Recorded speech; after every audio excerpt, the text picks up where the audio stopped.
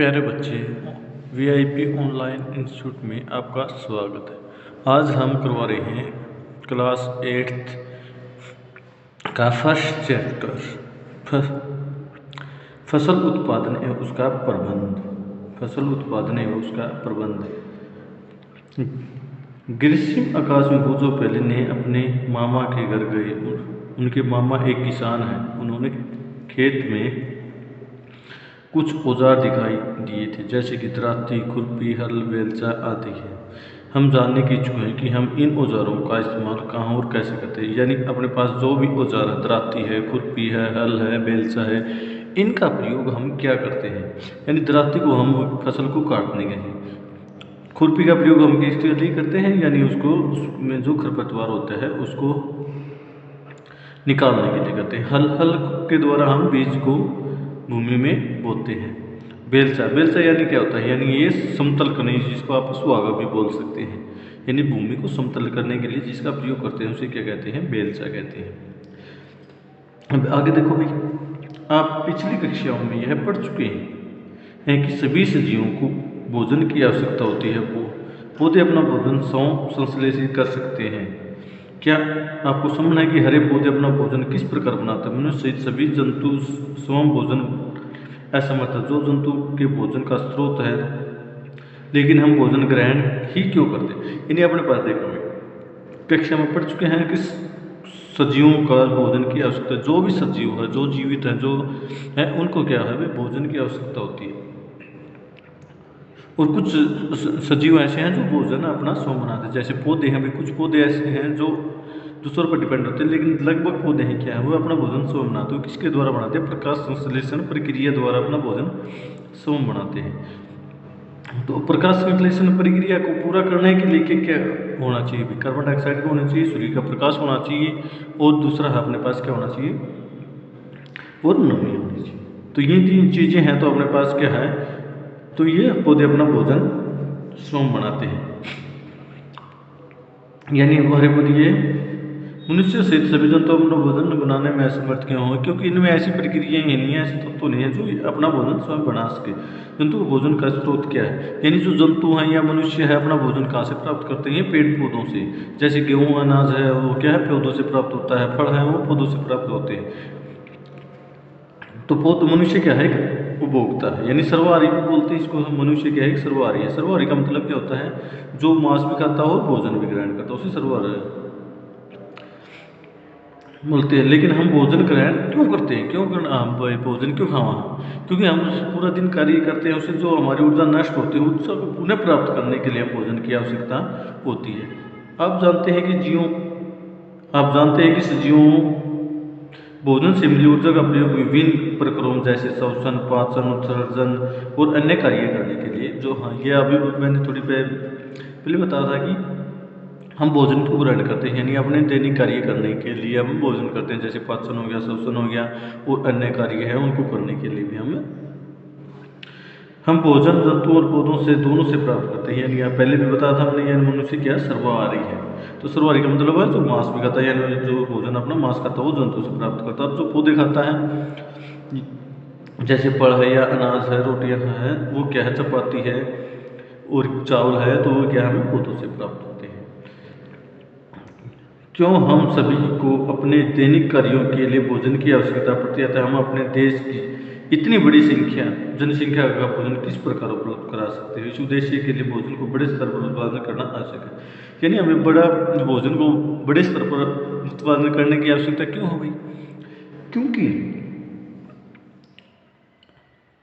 क्योंकि हमें, यानी अपने पास जो अपना देश है उसकी जनसंख्या बहुत ज़्यादा है, यानी 133 करोड़ के लगभग है। उनको पेट भरने के लिए हमें उत्पादन तो बढ़ाना पड़ेगा।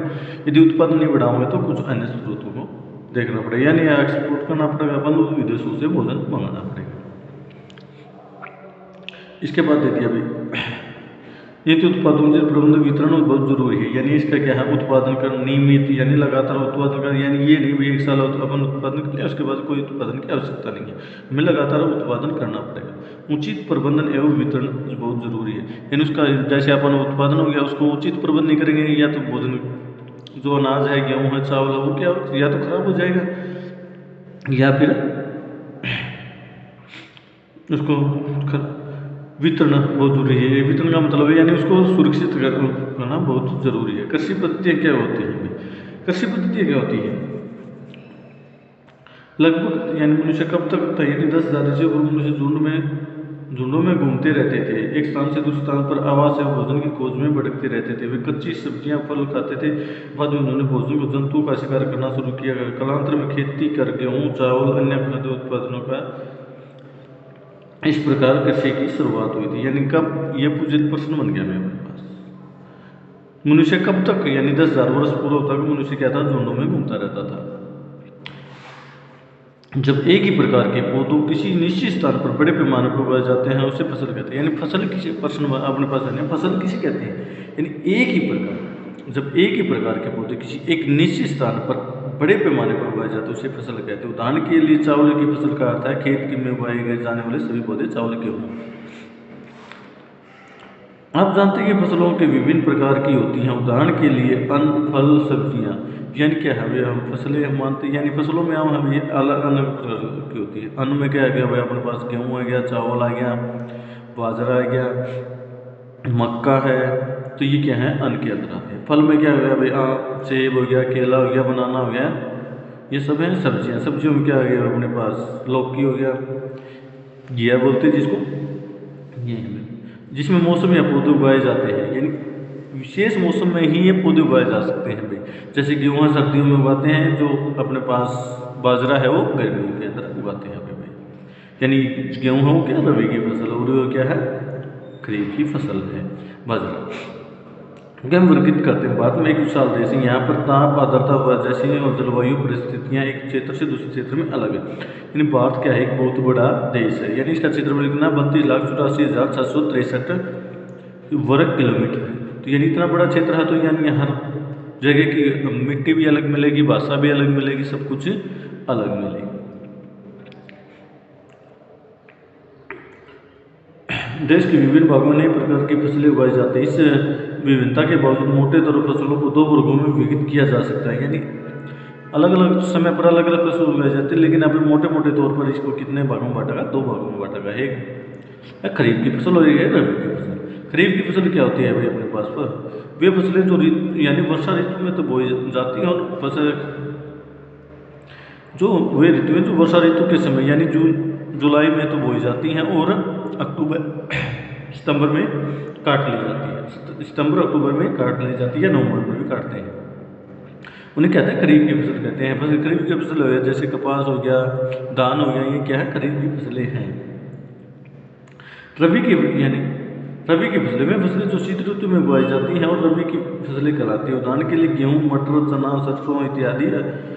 अलसी और रबी की फसलें कहलाती है। यानी अलसी इंपॉर्टेंट है भाई, इसको याद रखना अपने पास। क्यों इंपॉर्टेंट है, यानी इनको तो इन सभी का तो अपन पता है, लेकिन अलसी का अपन इतना बारे में वर्णन पता नहीं है। इसके अतिरिक्त कई स्थानों पर सब्जियां दालें ग्रीष्म ऋतु में उगाई जाती हैं।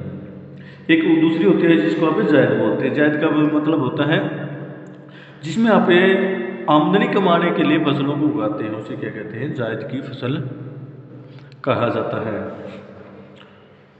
यानी आधारित फसल पद्धतियाँ, आधारित फसल पद्धतियाँ क्या होती है अपने पास, यानी आप फसल बोने से लेकर उसको भंडारण करने तक कौन कौन सी विधि अपनाते हुए क्या है, फसल की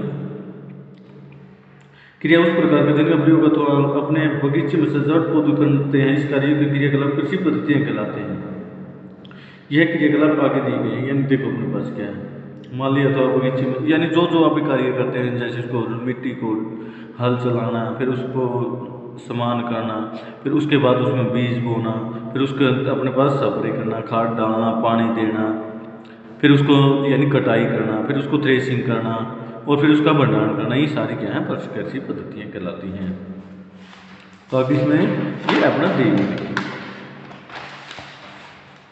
तो ये क्या है, ये अपने पास है कृषि की पद्धतियाँ। जैसे मिट्टी को तैयार करना हो गया, बुआई करना हो गया, और खाद देना हो गया, सिंचाई करना, खरपतवार से सुरक्षा करना यानी खरपतवार को निकालना, कटाई करना और भंडारण करना, ये क्या है इसकी विधियाँ हैं। मिट्टी को तैयार करना, मिट्टी को तैयार करना कैसे करेंगे, देखो बच्चों, फसल उगाने से पूर्व मिट्टी को तैयार करना प्रथम चरण है। यानी फसल को उगाने से पूर्व मिट्टी को तैयार करना क्या है, एक प्रथम चरण है। यानी यदि आप मिट्टी को तैयार नहीं करोगे तो अपने पास क्या हो जाएगा भाई, अपने पास मिट्टी को तैयार करना एक अपना अलग वो है भाई। मिट्टी को फसल को पोला बनाना कृषि की पद्धति का महत्वपूर्ण कार्य है, यानी मिट्टी को पलटना या पोला बनाना एक महत्वपूर्ण कार्य है। क्यों इसको पलटा या पोला किया जाता है? ताकि इसमें बीज को उचित नमी और उचित गहराई मिल सके। इसमें पौधों की जड़ें भूमि गहराई तक जा सकती हैं। पोले बनना मिट्टी में गहराई में धसी जड़ें भी आसानी से शोषण कर सकती हैं। मिट्टी कैसे पौधों को जड़े, यानी इसमें क्या है भाई, अपना एक तो आसानी से पौधे जान जाएंगे। उसके बाद क्या करेंगे भैया, इसमें अपने पास यदि मिट्टी नरम है तो उससे पौधों को ऑक्सीजन उचित मात्रा में मिलती रहेगी। पोली मिट्टी में रहने वाले सूक्ष्म जीव केंचुओं में वृद्धि करने में सहायता, यानी पोली मिट्टी हो यानी उसकी केंचुओं क्या होते हैं जो अपने ह्यूमस का निर्माण करते हैं, यानी जो अपने उत्पादन क्षमता को, मिट्टी की उत्पादन क्षमता को बढ़ाते हैं। यह जीव किसानों के मित्र हैं। यानी अब ये प्रश्न बन गया अपने पास, कोई एक ऐसा जीव बताओ जो किसान का मित्र है, तो यानी केंचुआ किसान का मित्र है। किसान इसका मित्र क्यों कहूँ भाई?